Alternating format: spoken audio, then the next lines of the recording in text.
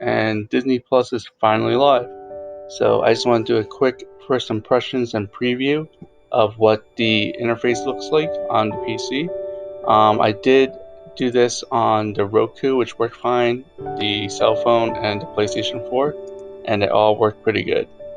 So before I get to the actual content that's available right now, because that's already been known for a while, I want to go over a few things that I had questions on based off some of the beta testers in Netherlands. So one of the things that they said was in the beginning when they're watching a show or a movie, if they wanted to pause it and resume, they weren't able to come back to it.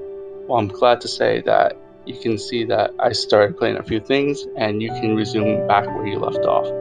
So if I was to play something and end up here and decide to stop watching for the day, if I go back later on, I come back and you can see that I can resume and play off where I last started.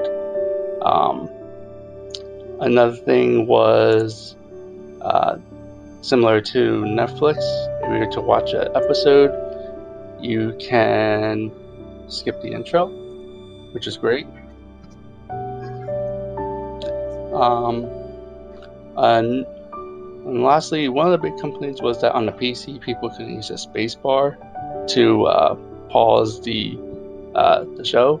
Well, they have fixed that, so you are able to use the space bar to press play and to pause. There are captions they can hit with C on the PC. You can also do it through the options here in the top right corner. And you have a whole bunch of settings.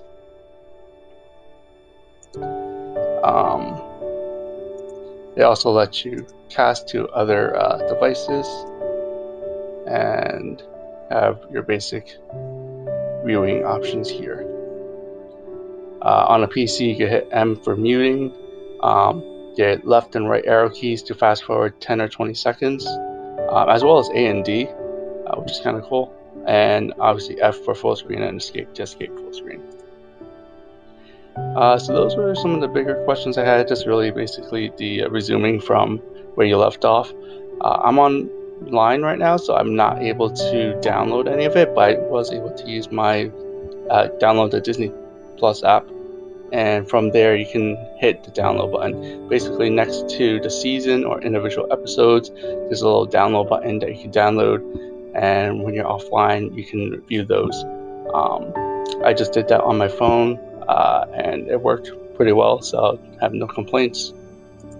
So besides that, the interface looks pretty good. It functions pretty well. So we're just going to go through a quick preview of what is available right now. Like I said, it's already been announced what's available, but you can see how it's presented here live.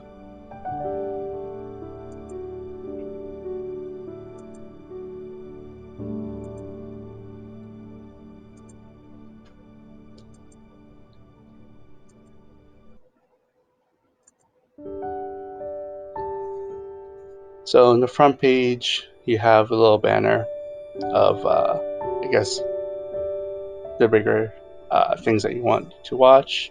You got 5 main categories in Disney, Pixar, Marvel, Star Wars, National Geographic. Kind of like how they have a little image as you hover over it, or a little video of it as you hover over it.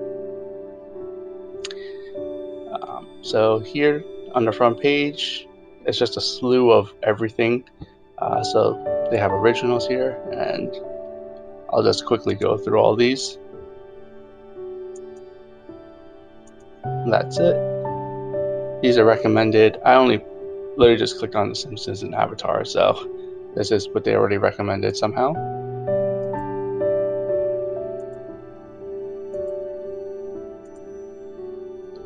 Hit movies.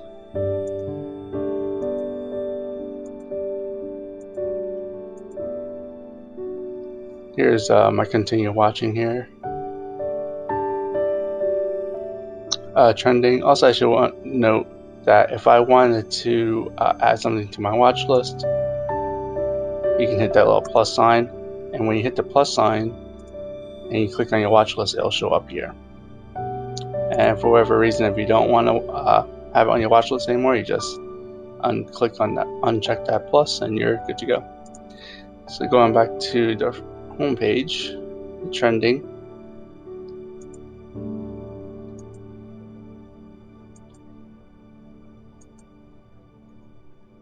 Out of the vault.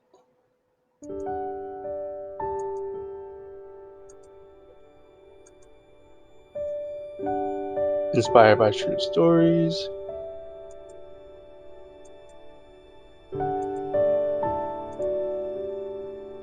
Ultra HD and HDR.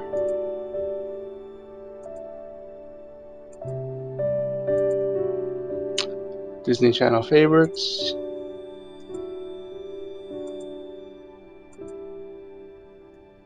Musicals.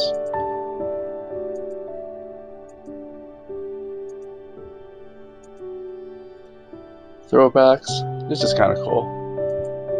Growing up in the 90s, just seeing some of these old shows and movies. Beasts and Monsters.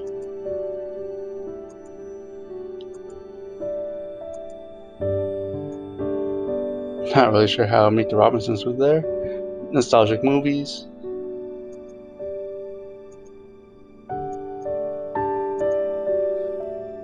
Disney Junior series.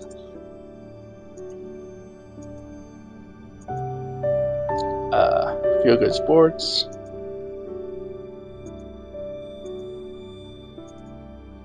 Mickey Mouse Through the Years.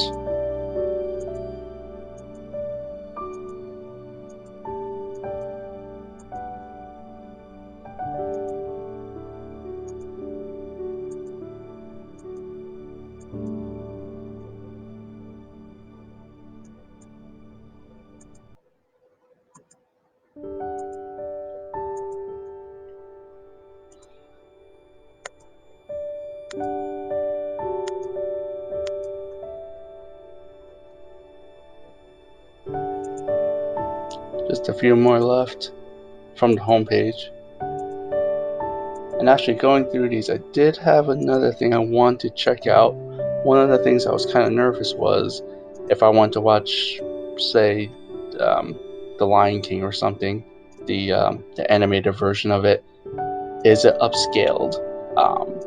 Or like Beauty and the Beast, that's something. Or Sleeping Beauty or something like that. That's something like the animation was really old, and they I'm just curious if they ever upscaled it. So I'll demonstrate the search function. So when you hit search, you got, it's kind of neat, you have all this explore for different categories. You can search by title, character, or genre. So let's say if I want to search Ariel from Little Mermaid. Cool, that works. I guess there's a whole bunch of Little Mermaids here. But let's see how that looks if this is upscaled a bit. I'm just gonna click somewhere in the middle so that I'm not playing it.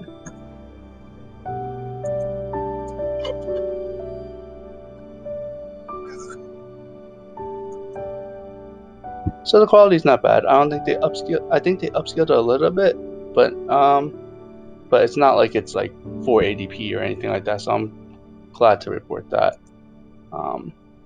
It looks, looks viewable. That's good. So so that's the search, different genres. You get the watch list that I said, just hitting the plus sign. You got an originals tab up here. We'll quickly scroll through that.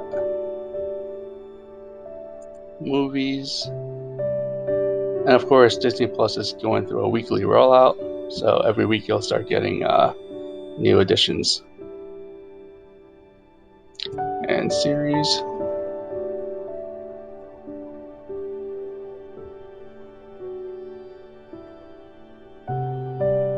I know Disney Plus has been advertising The Mandalorian, so let's just see how many episodes are available. So it's only one episode right now. I'm guessing the next episode will be available next week. Weekly rollouts, like I said. The first episode is 40 minutes. So you can see how that goes. Obviously, if you join now you get to see it now, but you'll have to wait. If you join later, then you'll get to binge watch it. But so that's about it. Disney Plus is offering a 7-day free trial if you want to give it a shot, as well as the monthly plan of $6.99 per month. If you want to bundle a year, it costs $69.99 a year, so you get a little bit of a discount if you subscribe for a whole year. If you want to bundle it with Hulu and ESPN Plus, then it's $12.99 a month, which is a pretty good deal for the amount of content you get versus the price of Netflix. Most people probably get both Netflix and all of the above, but you have that option if you wanted to. Yeah, so the one thing I would say about the free trial is if you're trying to do a free trial, then because Disney is rolling out new episodes for its original content once a week, 7 days, you're only going to get to see whatever's available. So that is one downside of that. You can't just binge watch a whole series unless you're waiting, 10 weeks later to check it out. But at that point, that might be a little bit too late. So that's something to consider. But overall, my first impressions was that the interface was actually pretty well done. I'm happy they got some of the kinks out of the way from the beta testing from the Netherlands. That was something nice to see. The only thing I wish I can see more is just more content.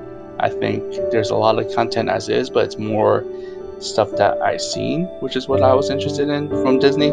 Just being all those Disney movies.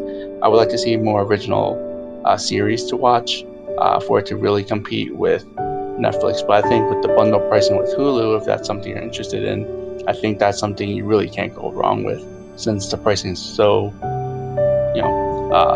affordable there, I think. So I hope you enjoyed it. I'm just going to be scrolling through the rest of the tabs so you can see what's actually available live on the first day. And hope you guys enjoy watching, and thank you.